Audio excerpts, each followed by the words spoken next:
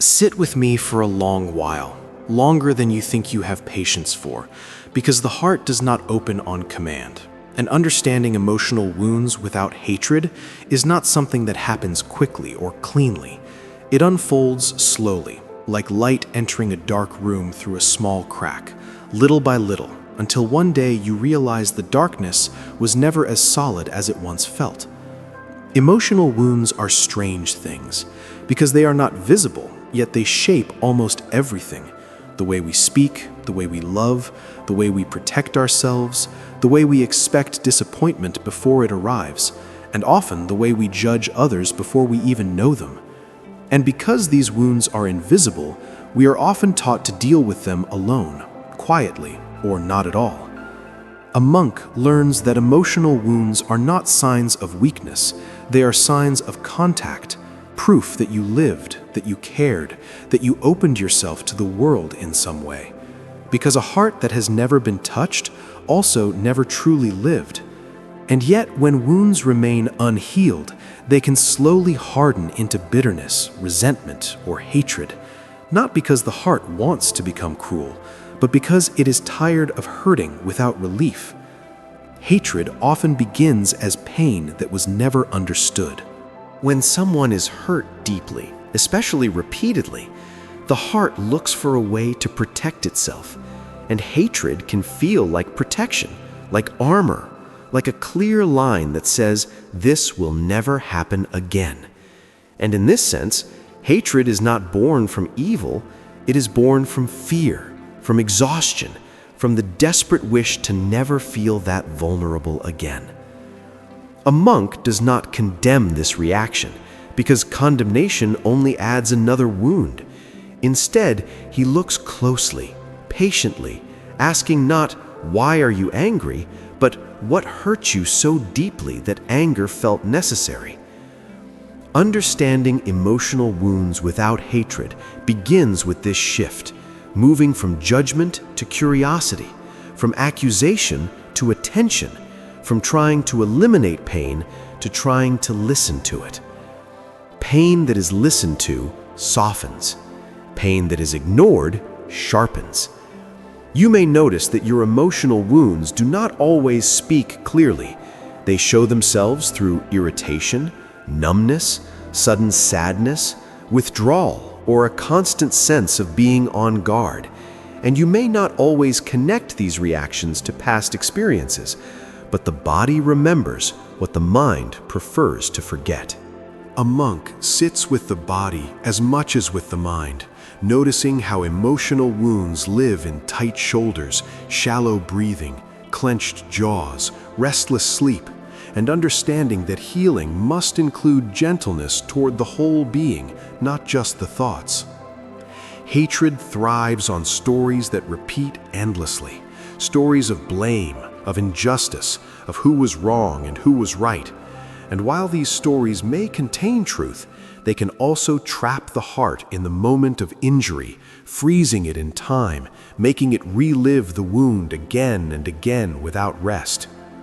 Understanding does not require you to erase these stories, but it asks you to loosen your grip on them, to see them as part of your history rather than the center of your identity. You are not your wound. You are the awareness that has been carrying it. This distinction is quiet but powerful. A monk would say that hatred keeps the wound open because it keeps the nervous system alert, ready to fight, defend, or withdraw, while understanding allows the wound to breathe, to be held in a wider space where it no longer defines every response. Understanding does not mean excusing harm. It does not mean pretending that pain was small or acceptable. It means seeing clearly how suffering moves through people, often unconsciously, passed from one wounded heart to another, not as a deliberate act of cruelty, but as a continuation of unresolved pain. When you understand this, something shifts, not because you suddenly feel compassion for everyone who hurt you, but because you realize that carrying hatred only continues the cycle within yourself. A monk understands that healing is not about winning against the past, it is about ending the war inside. Emotional wounds often carry the belief that if you let go of hatred, you are letting go of protection.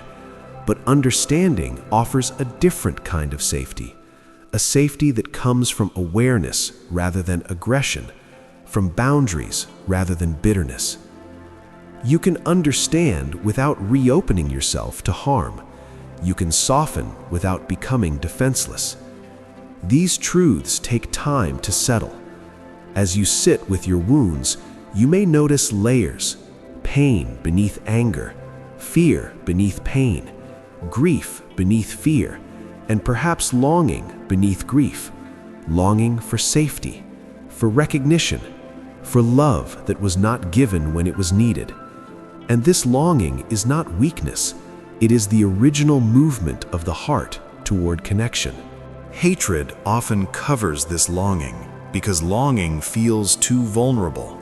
But when you allow yourself to acknowledge it, gently, without judgment, the heart begins to relax its grip.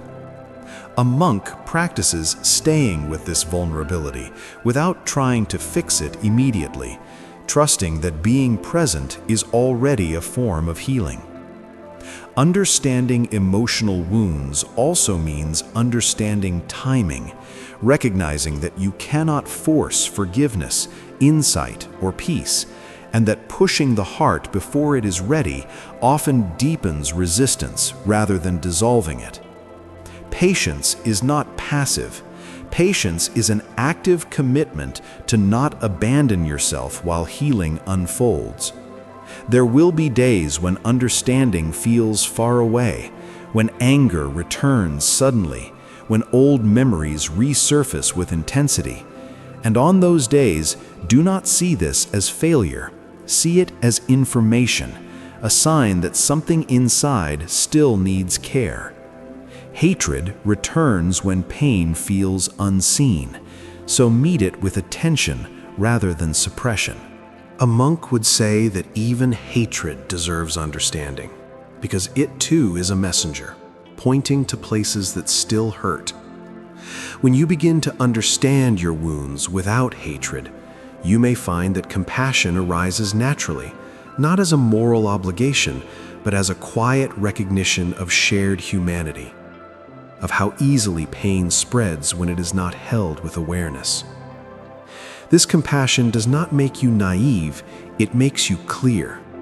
Clarity allows you to choose distance when needed, to say no without resentment, to protect yourself without hardening your heart.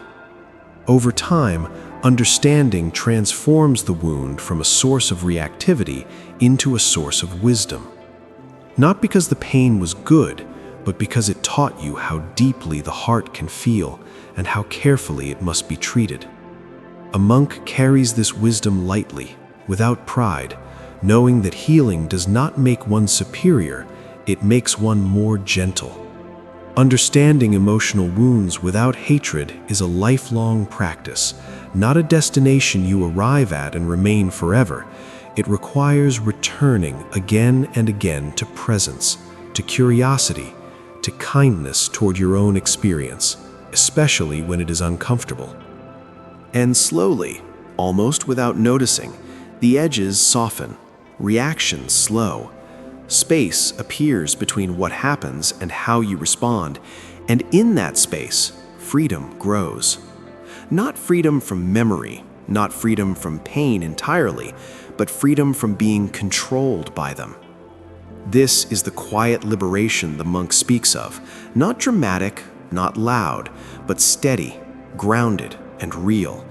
A liberation born from understanding rather than force, from seeing clearly rather than blaming endlessly. So stay with yourself, patiently, honestly, without hatred, because every time you choose understanding over bitterness, you are not only healing your own wounds, you are also gently interrupting a long chain of suffering. And this quiet act, repeated over a lifetime, is one of the deepest forms of peace a human heart can know.